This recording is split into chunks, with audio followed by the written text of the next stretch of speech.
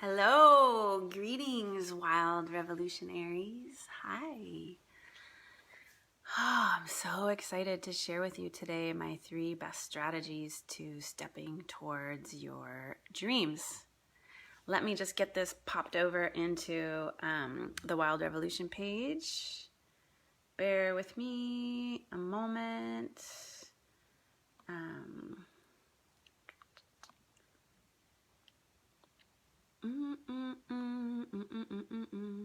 Hi, hello, people watching. Just doing something really quick, and I'll be right back with you. I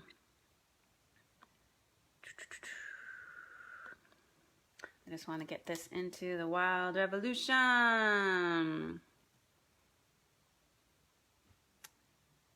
Yes.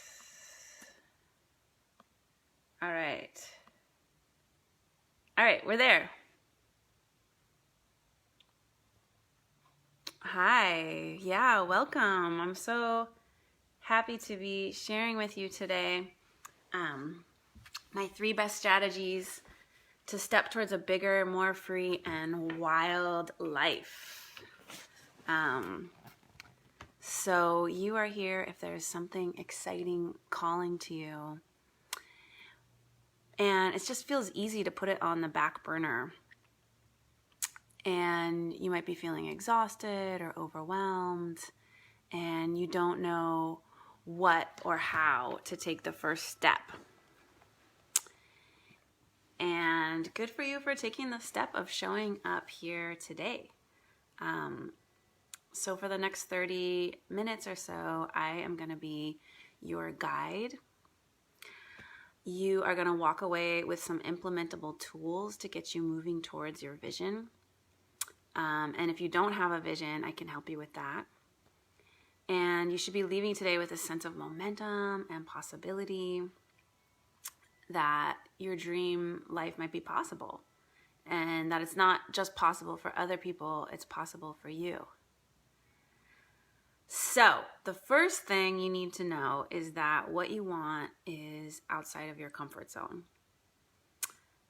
And it's so easy for us to think that, it's gonna, if we just sort of put it on the back burner, or, that it's just, we think we're moving towards this thing we want, but if nothing changes, nothing changes. And the other thing I want you to know before we start is that it's about the quest. In some ways, it doesn't even matter what it is that you're moving towards, what's calling to you. It's really about taking that quest to get outside of your comfort zone, to expand your sense of what's possible, to have that courage and go on that journey. And then you become a guide to help other people take that journey. That's a lot of what we're doing here in these bodies on this planet. So it's important that you take the quest. It doesn't have to be perfectly planned out. In fact, I'll tell you that that's impossible in a moment here. And the most important thing about questing is that you have a tribe with you. So that can be this tribe here. I'll also be telling you about an opportunity at the end of our time today to have some people questing alongside of you. So I hope you stick around for that. And I would love to get started here with what is calling to you. If you could go ahead and type that in the comments below, I would love to know what it is, what's calling to you. Let me see if anybody's writing anything, because I would love to see what's calling to you. Yeah. A backbone. Yes, Gail. Oh my God, I love it. A backbone. I'm going to be addressing that. I'm going to be addressing boundaries. I'm kind of guessing that's what you're talking about, is just having that courage and that conviction to put your stake in the ground and inevitably have those hard conversations that are going to be a part of this. That's what I'm guessing is what you mean by a backbone. I love that. Thank you for your vulnerability. Yeah, I'd love to hear from some other folks. Okay, good. I got you, Gail. Awesome. Thank you. Yeah, so keep typing in what's calling to you. If you know, and if you don't know, that's okay too.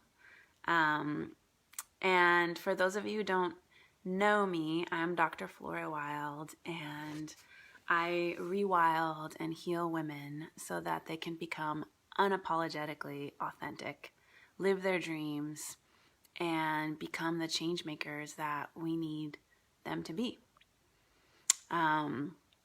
So that's what I'm about, and we are going to be diving in right now with step 0. That's right, I got a bonus step in here for you guys.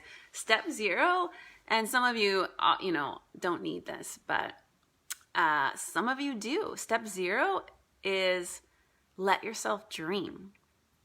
So for those of you who don't even know, hi Shannon. Mwah. So for those of you who don't even know what it is that's calling to you, I want to encourage you to let yourself daydream. Let yourself track your envy. That is a great thing to notice is, when you're starting to feel like, it can even be a little bit mean, right? Like you're following somebody on Instagram. You're like, oh, she's in Bali again. Like how do they even, God, they must be part of the 1% or, whatever it is, just notice that part of you. And then decide, is the envy, is it something that is worth putting a stake in the ground for? I used to always just, every time I saw a model with a nice flat belly, I'm like, oh, it was just this, I want that. And then at one point I really asked myself, do I really want to, the amount of time it would take me to work out, I just have this natural belly. That's just how my body's built. Do I really want to spend the time to work out for that? At the expense that would cost? No.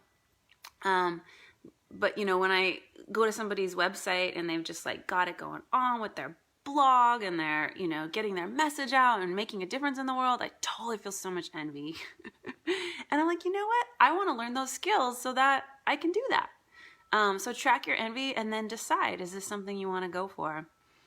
And I want to just encourage you, women especially, we don't let ourselves dream, and the word desire, when you break it apart, it actually means desire, and sire is king, and D is of the king. It's sacred to desire, and it's sacred to track that desire.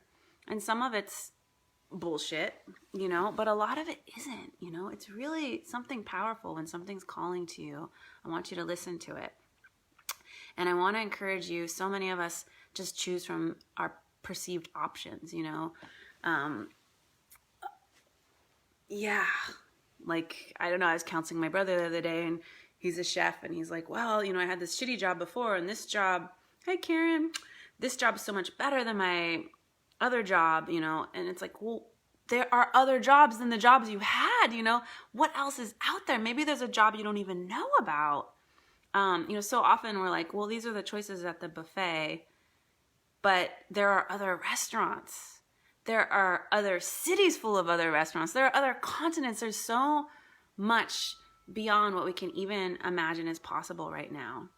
And the more you expand, the more you realize, whoa, there's yet another level of stuff that's possible.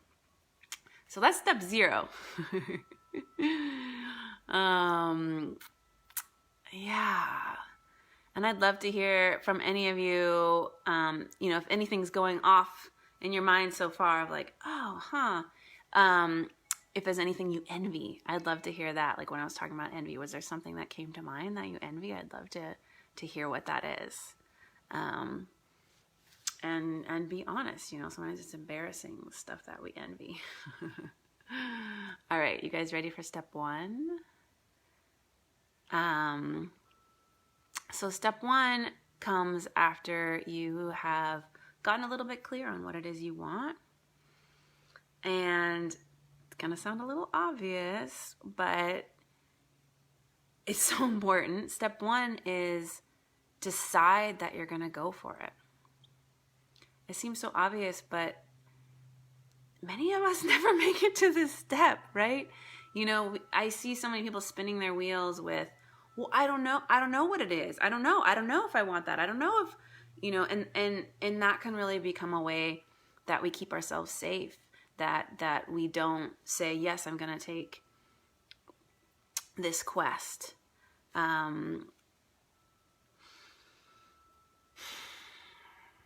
Another thing I see people spinning around with is just that indecision of like, should I go for it or should I not? And that is so exhausting, isn't it? It just takes up so much of your life juice. Or the third thing I see people doing is saying like, well, I just need to research some more, or I need some more training. And, ooh, I like that. Karen says, I envy mothers with successful careers. Yeah. Ooh, I get that one. Mm-hmm. Right. Like, is it okay to want it all? Yes, it's okay. It's okay to want it all. Deep breath, guys, gals.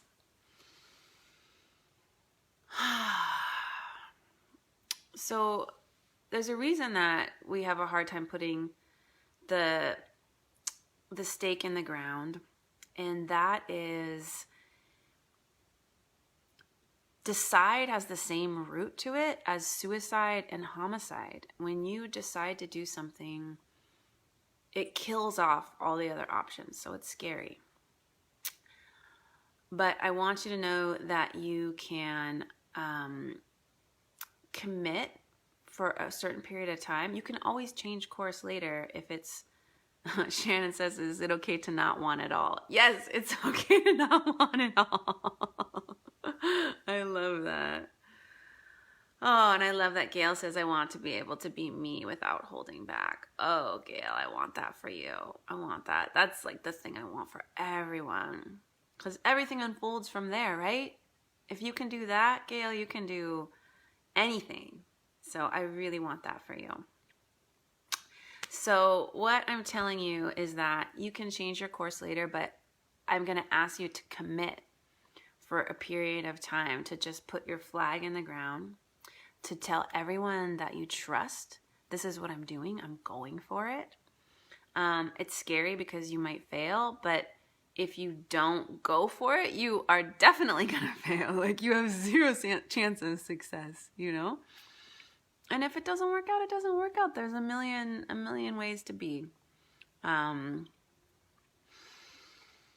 But it's so helpful to commit to a certain period of time. So many of you have watched me launch this business coaching group, which is totally new for me. I've never done business coaching before. I'm just a complete beginner at it, to be honest, and it's freaking hard to be a beginner at something. It's really uncomfortable.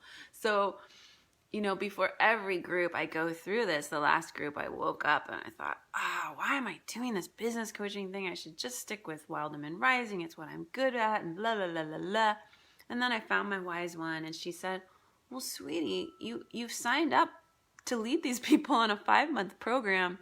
Why are we questioning the commitment right now? You know, you've got 4 months left of this. Like, you've already committed. And it was so nice because it just shut down that conversation that was not useful. And I'm so glad I committed, because I went and did the group. It was uncomfortable, but then I found my stride, and I ended the day being like, I'm so happy that I'm doing this path, you know? But if I hadn't put that flag in the ground, if there was a way for me to have backed out that morning, I very well might have. So that's what I got to say about that. Yeah. So let's take another deep breath.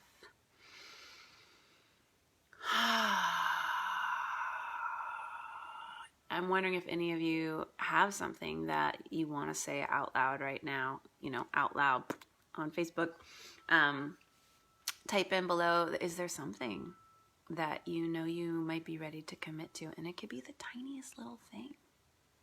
It could be the tiniest little thing, but if you already know, and maybe it'll unfold as we keep going, but if you already know what that thing is, go ahead and type it now. You know, if it doesn't feel too vulnerable to put, I don't think everyone can see this on Facebook. I think it's just the Wild Revolution or if you're on my business page, people who see my business page. But all right, let's stretch. Oh, you ready for step 2? All right, step 2.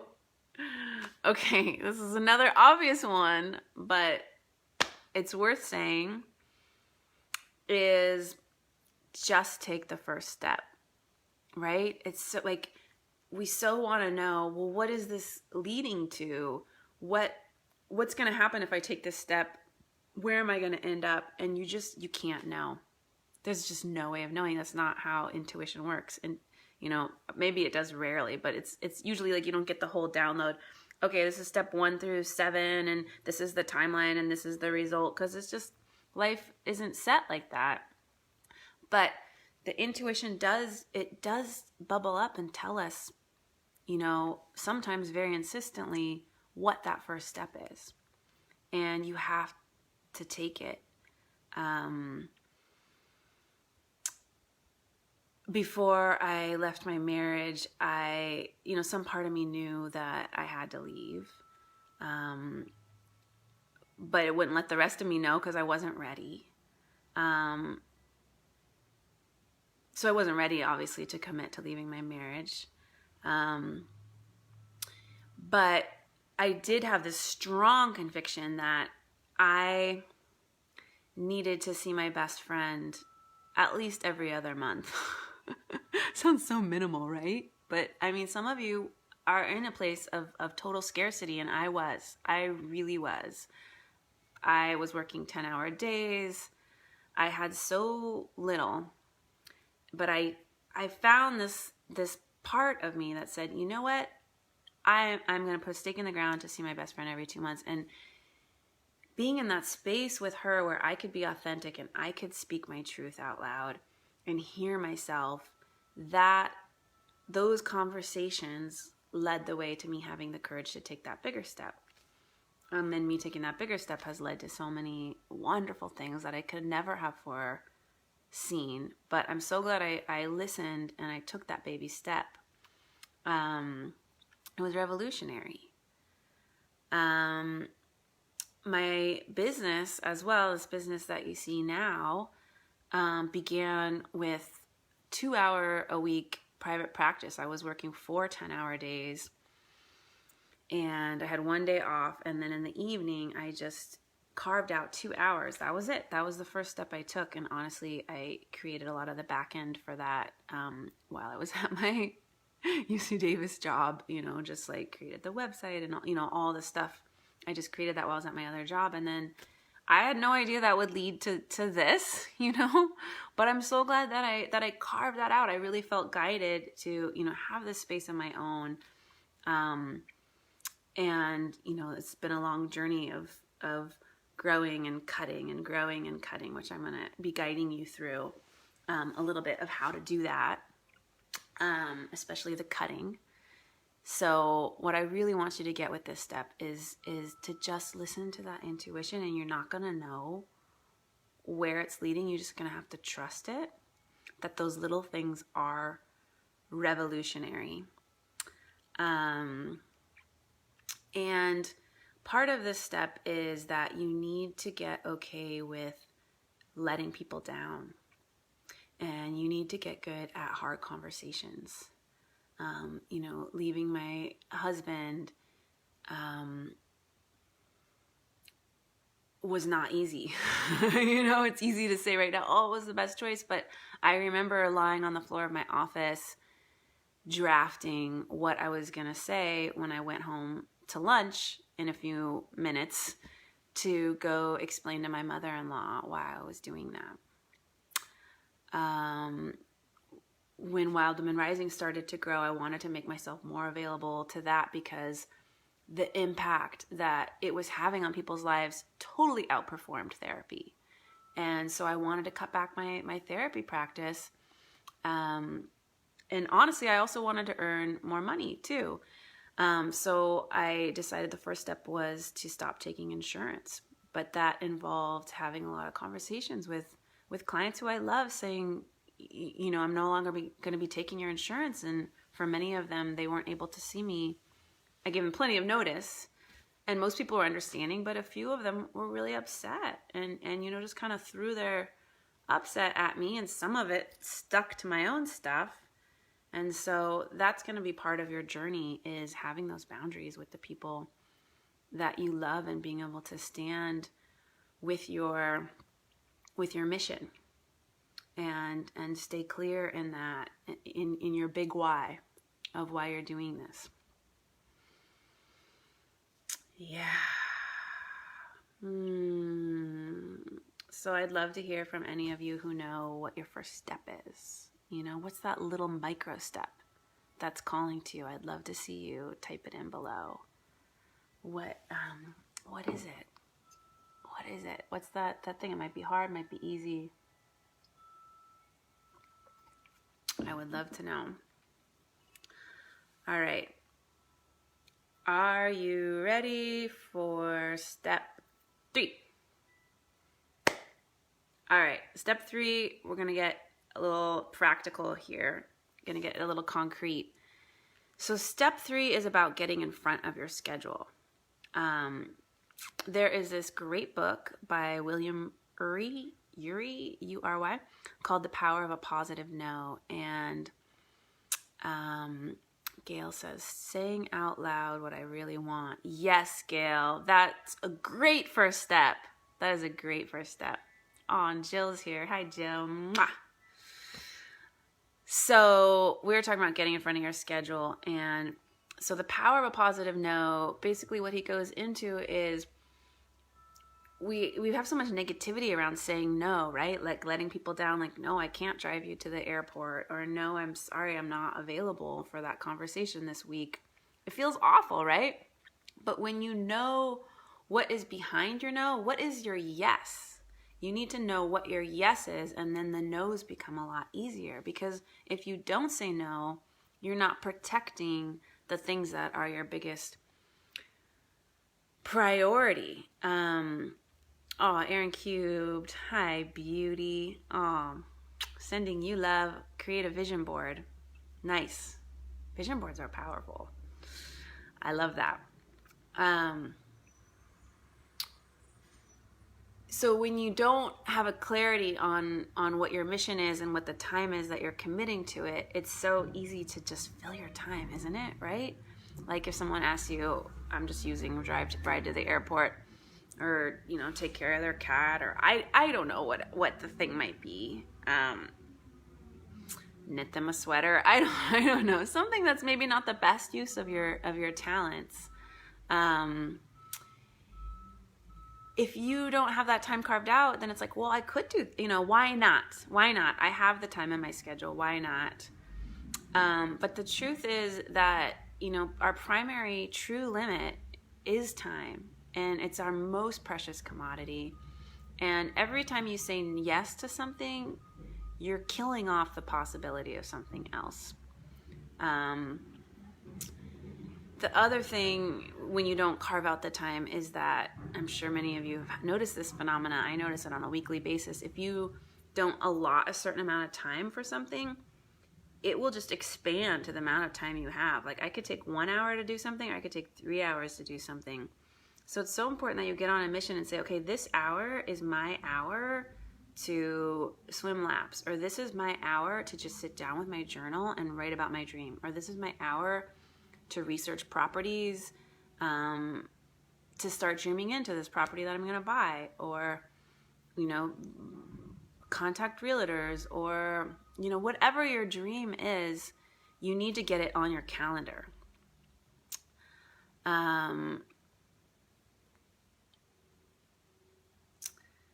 Yeah, I think that's all I want to say about that. Karen says, I'm trying to have compassion with myself because I feel too overwhelmed with options of things. Oh, I'm afraid if I click see more, I don't know if I'll lose this screen.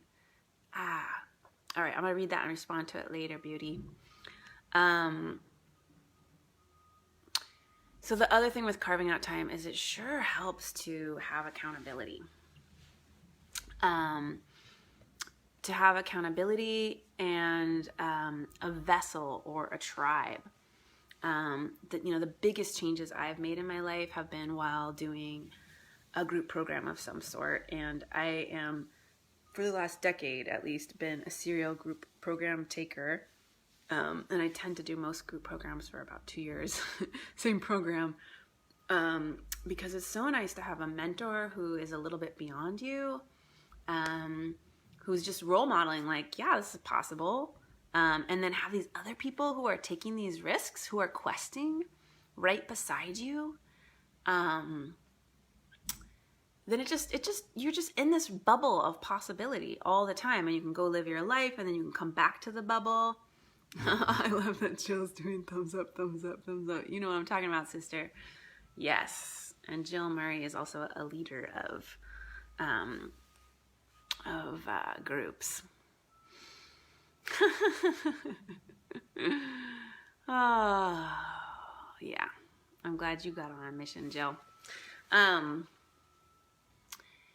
Yeah, because it's really freaking hard to go outside of your comfort zone. So it's so nice when you have these other people who are just doing it alongside you, and maybe they're doing it a step ahead of you, so you can like watch them and be like, ooh, wow, ooh, that, God, I'm glad it's not me. And then they make it to the other side, and you're like, oh, maybe I could do that too. Or, you know, they're just like, they're just going to check in with you. Like, hey, did you do that thing that you said you were going to do? It's so important. So, I do have group programs. I'm not going to talk about them today. And I'm not attached to you working with me or somebody else, but I am attached to you finding your questing tribe, because the chances of you getting where you want to go are so much higher if you have accountability. In fact, I think they're 85% higher. I don't know how that's gotten figured out, but that's what I've read. Oh, Gail says she's 61 and still doesn't know who she is. Well, yeah, she says that's sad. I think that is sad, and like now's the time, mama. Like, there's a beauty about getting towards the later part of your life, and that's, you know, the Anais Nin quote, you know, the risk of staying in the tight bud, the pain of staying in the tight bud just outweighs the fear of just going for it. And I think the older we get, you know, it gets a little bit easier to just say, fuck it. So I think you got that going for you, Gail. So I am excited to watch your journeys unfold. I'd love to hear from you all. What's the biggest thing that you're taking away from today? Just go ahead and type it in below. Oh, wow, I wish I could read the long version of these. Erin says, I pushed myself out of my comfort zone the last year and a half, and my life has gotten so much better. I'm sure that's better. Ooh, yeah. All right, those of you who are on the call, read what Erin wrote, because I bet it's going to be inspiring. Oh my God, I'm sure so many of you know that's that feeling when you get to the edge of your comfort zone. It just feels like life as you know it is going to end. It feels like, you know, that's when your gremlins are like, oh my God, don't do it for this reason, that reason, da da da da da da. They'll just try anything in their arsenal. And then you get to the other side of it, and it's like, holy fucking shit, I did that. And then you're in this bigger pot for your roots to grow bigger, and then you can see this new horizon, and you're like, what else is possible? And it's the best drug. I'm sure the cocktail of hormones and oxytocin and all that is just, it's like nothing else. So I want to encourage you to take those steps. So one step you can take. Oh, Shannon says that my dreams matter and need attention. Yes, Shannon. Oh, that's a great takeaway. I love that. That's your takeaway. All right. This was 30 minutes well spent, if that's what you got. So my next step for you, if you're interested, is this Saturday I am having a free workshop in Sacramento. It's called 5 Steps to Create and Live Your Vision. It's 100 times better than just me talking into my phone and responding to your comments, because we're going to be in a room live together. There's 22 women signed up already. It's a cozy space. We're kind of at capacity, but I think we could fit a few more. It's going to be a really intimate gathering where we're going to do envisioning to just download the full like vision. It's like kind of like playing make-believe when you're a kid. You're going to really get in your body that your vision's possible, and you're going to get this fully formed vision. And we're also going to get super vulnerable with where we're stuck. I'll be teaching some more and telling some of my favorite stories. It's at Delta Mind Body Center. And let me just pop in the registration link. It's from 2 to 4 p.m. on Saturday. You do need to register even though it's free. Yeah. I hope I get to see you there. Yeah, I just popped the link in there, and let me see if I can just pop it into the Wild Healers Rising. I'll get that in a minute. I'll pop it into Wild Healers Rising. But thank you so much for showing up here with me today. Not Wild Healers Rising. That's what it used to be called. It's now called The Wild Revolution. Yeah. Thank you to those of you who have joined the Wild Revolution. Okay. Ooh, Karen says to become a leader without losing myself. Karen, I didn't know that. That's so exciting. I love it when women want to be leaders. I love it so much. We are the most untapped resource, and if we all can step into leadership, OMG, we're going to turn it all around. Because when women grow, they just turn right around and they give right back. So that is my secret agenda. Because whatever the first step is, it is going to probably lead you to leadership of some kind. So that's my secret, not so secret agenda. Anyways, I hope to see some of you on Saturday. If not, I'll be right back here next week guiding you on the next step of the journey. Thank you so much for spending your Wednesday afternoon with me. Sending you kisses. All right. Until next time.